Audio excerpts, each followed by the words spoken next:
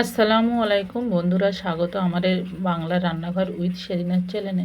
দেখুন, আজকে আমি খুব সুন্দর একটা রেসিপি নিয়ে চলে এসেছি।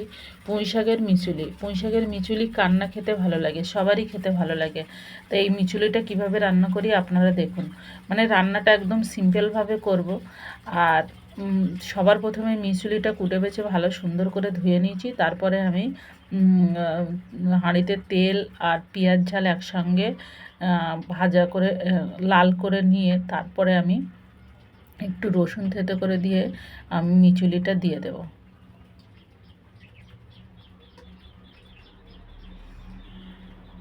আপনারা চাইলে আদা রসুনও ব্যবহার করতে পারেন। তো আমি একটু হালকা পাকে রান্না করলাম, ওই জন্য আমি শুধু রসুনটা ব্যবহার করেছি, আদাটা দেব না।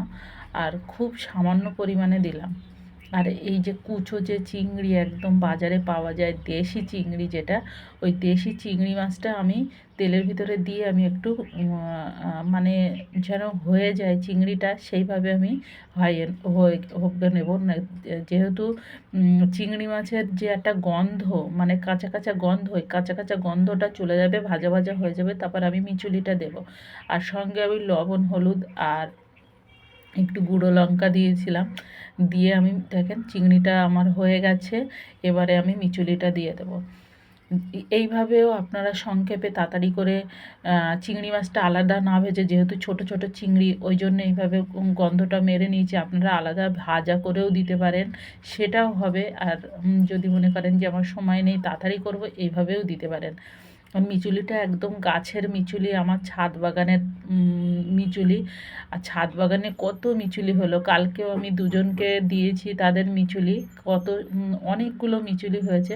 আর মিচুলিটা এত দারুণ ছিল কি বলবো। আমি এখন মিচুলিটা কষিয়ে নেব। মিচুলি রান্না করতে গেলে এর নিয়ম আছে। আপনারা যদি মনে করেন যে মিচুলিটা চাপিয়ে আমি পানি দিয়ে দেবো, সেই মিচুলি কিন্তু কোনো দিনই ভালো লাগবে না আমার মনে হয়।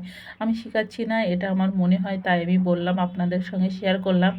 এই মিচুলিটা কিন্তু আস্তে আস্তে অল্প অল্প পানি দিয়ে কষাতে হবে। আমি ফের একটু সামান্য পানি দেব, পানি দিয়ে কষিয়ে নেব। আর গুঁড়ো মরিচের সঙ্গে দিয়ে দিয়েছিলাম। কষিয়ে নিয়ে আবার ফের আমি পানি দেবো, দুবার তিনবার অল্প পানি দিয়ে আমি কষিয়ে নিব। যেহেতু যে মশলাটা মিচুলির ভিতরে আস্তে আস্তে করে আর কি হওয়ালে এই মিচুলিটা খেতে বেশি স্বাদ লাগে, ভালো লাগে। হামেশাই এক থালা ভাত হামেশাই হয়ে যাবে। আর কিন্তু একেবারে যদি এই পানিটা দিই, সে মিচুলিটা অত ভালো লাগে না। মিচুলিটা আমার অনেকটা গলে গেছে, কষানোও হয়ে গেছে। এবার আমি একেবারে পানি দেব। এবারে আমি একেবারে পানি দিলে সেই মিচুলিটা অতটা খারাপ লাগবে না, যেহেতু মিচুলিটা 50% হয়ে গেছে। আর এবারে আমি হালকা আঁচে, এই পানিটা হালকা আঁচে আমি একদম মাখা মাখা করব, যাতে ঝোল না থাকে, সেইভাবে রান্না করব। আমার হয়ে যাবে। আলু, হাফ আলু দিয়েছি, দেখেছেন 3 পিস আলু হয়েছে। এই আলুটাই আমার বাদ পড়েছিল, খেতে চায় না। যেহেতু আলুটা খুবই সুন্দর ছিল। কি আলু নিয়ে এসেছিলো? চন্দ্রমুখী আলু। এই আলুগুলো খেতে খুব দারুণ লাগে, ভালো লাগে।